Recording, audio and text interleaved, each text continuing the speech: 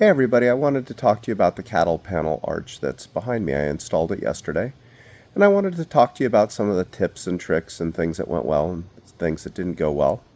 It's going to be not quite as intense video with production and things like this, so if you want to, just kind of sit back, grab a coffee, a tea, beer, wine, whatever makes you happy, and let's talk about this.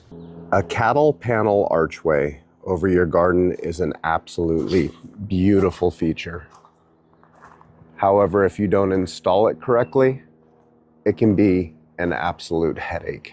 What I want to do is save you from some of the mistakes that I made while building this cattle panel garden arch. And during that time, let's share some tips. This cattle panel archway is 16 feet from end to end. However, along the ground, it is just 2 inches shy of 11 feet. I've got two 4x4 garden beds, and in between them I have about a 2.5 foot walkway. When you start this project, you're going to need some materials in addition to the T-posts and in addition to the cattle panel. What we have from left to right is, I like to call it a T-post slammer. Basically, you use that.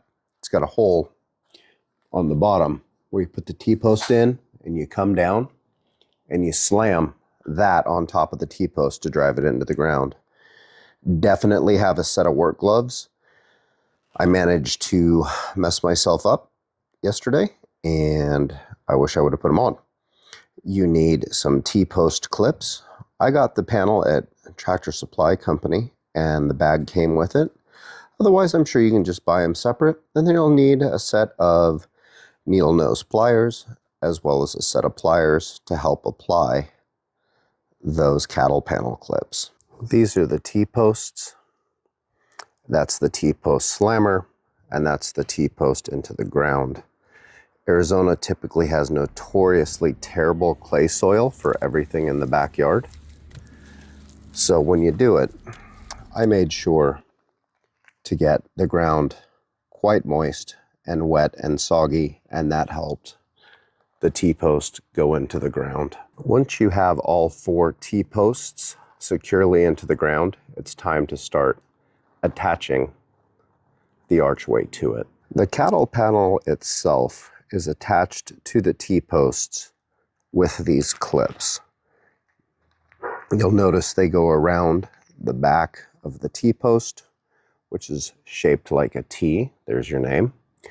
And once they're around, they wrap around the cattle panel to keep it secure.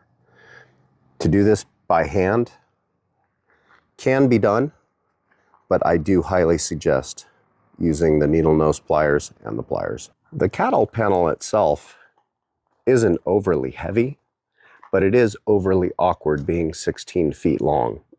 When you try to get it onto the T-posts, it doesn't always want to line up correctly because of an arch. I had to go a little bit higher because I didn't want to buy a second cattle panel, and I wanted to have it about 6 feet, 7 feet high so I could walk underneath it. Because of the awkwardness of the cattle panel, I really don't suggest doing this as a single person. Trying to move the cattle panel while attaching the clips and managing the weight of it, trying to keep it secure, that's a 2-person job, honestly. It'll make it a whole lot easier, and it'll make it a whole lot safer.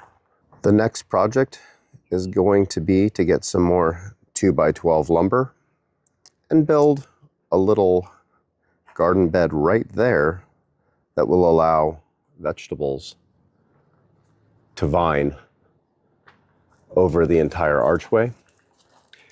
And I will build the same garden bed over here, also allowing those to vine over the archway.